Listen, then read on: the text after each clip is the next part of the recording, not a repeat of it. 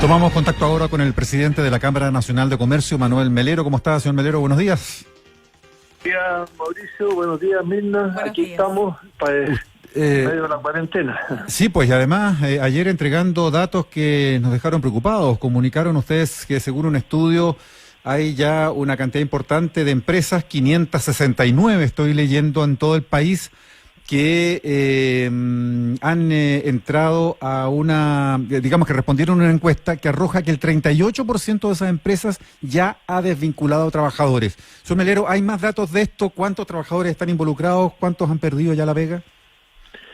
Bueno, es bien dramático lo que está viviendo el sector comercio y el sector turismo, Mauricio, porque traemos un efecto de acumulación desde la crisis o del estallido social del 18 de octubre, que todos fuimos testigos de lo que le ocurrió al comercio con los incendios, saqueos y paralización de actividades por no poder funcionar. Eso trajo un grave deterioro económico al sector y ahora la pandemia es el golpe de gracia, es el segundo mazazo y claro, nos pilla débiles, las espaldas bien encorvadas, bien disminuido y hay muchos que van a quebrar y muchas personas que están perdiendo el trabajo. Para contestar a su pregunta, Mauricio, nuestros cálculos son que 50.000 desempleados nuevos en el comercio en el primer trimestre del presente año, y calculamos que si esto sigue así, de paralización, porque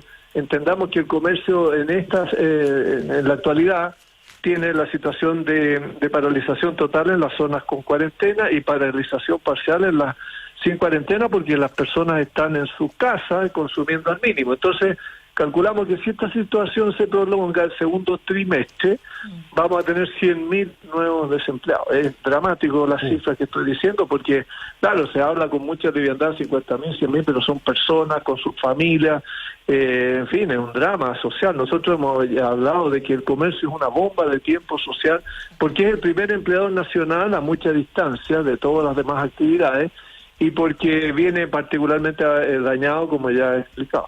Sí, Manuel, a ver, lo que queríamos entender también es qué áreas, qué rubros están más complicados, porque se da la paradoja, por cierto que esto es una excepción, que los supermercados están vendiendo como nunca.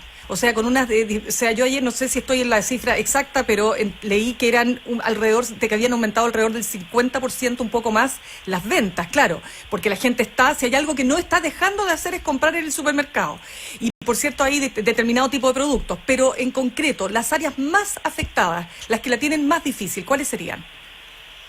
Bueno, el supermercado es la más beneficiada, aunque tiene ciclos, de alza y baja, de una verdadera montaña rusa, lo mismo que la farmacia. Yo ayer en la noche tuve contacto con gente en rubro farmacia, y claro, tienen pic de venta en determinados momentos anteriores a los decretos de cuarentena, que la gente se provee de medicamentos y de alimentos, y después vienen bajas ostensibles en el consumo. Bueno, esos están relativamente menos dañados. Todo el resto del comercio llamado no esencial, Mirna, está muy afectado. Las compras por Internet no, las compras por Internet se han incrementado enormemente, como hemos podido leer en la prensa con datos de Transmac de los últimos días, pero ahí la venta, yo he hecho un estudio como cámara, son artículos, por ejemplo, artículos de electrónica, computadores o PC, teléfonos, celulares, televisores, un poco artículos para estar en la casa durante la cuarentena. El resto de las artículos que vende el comercio están en baja ostensible. Me refiero a la ropa, el calzado, etcétera. Todos los demás rubros no esenciales, muy en baja. Los electrónicos por e-commerce manteniéndose. Y claro, farmacias y supermercados con alta y baja, pero menos perjudicados. Pero claro, el resto del comercio muy a la baja, por lo que ya comentaba antes, que las personas están recluidas en su casa, en la gran mayoría, ya sea voluntaria o obligatoriamente, y consumiendo al mínimo. Sí, y los centros comerciales, de hecho, están cerrados. Señor Melero, justamente a propósito de eso último, ustedes entiendo que están preparando medidas para proponer y permitir y hacer posible, y al mismo tiempo entiendo que seguro, ¿no es cierto?, el ir recuperando la actividad. ¿En qué consiste ese plan? ¿Qué van a proponer exactamente? Porque entendí que ustedes están trabajando en protocolos ahí para plantear al gobierno de manera que se pueda ir volviendo a funcionar en locales comerciales más amplios. No sé si quieren que se abran los malls de nuevo, con algunas medidas de resguardo nuevas. ¿A eso van o no? Sí, Mauricio, porque ya llevamos más de 20 días de paralización y el daño económico es brutal, porque las medidas adoptadas por el gobierno son buenos paliativos, pero no resuelven el problema de fondo, que es esta crisis profunda en la que estamos. Nadie vive del FOGAPE o del seguro de desempleo, no, son paliativos, son para salir de la coyuntura. Lo que necesitamos, además de esos paliativos, es trabajar, volver a la actividad. Claro que aquí hay que privilegiar un factor esencial, que es la salud de las personas, léase de los trabajadores en primer lugar y de los consumidores también, ¿no? Entonces, para eso hay maneras de introducir protocolos llamados a resolver o a hacer menos riesgosa la presencia de consumidores en centros comerciales o en comercio, y la de los trabajadores que atienden ahí. Ahora, esto es un tema delicado, pasa por llegar a acuerdos con los trabajadores, con los operadores.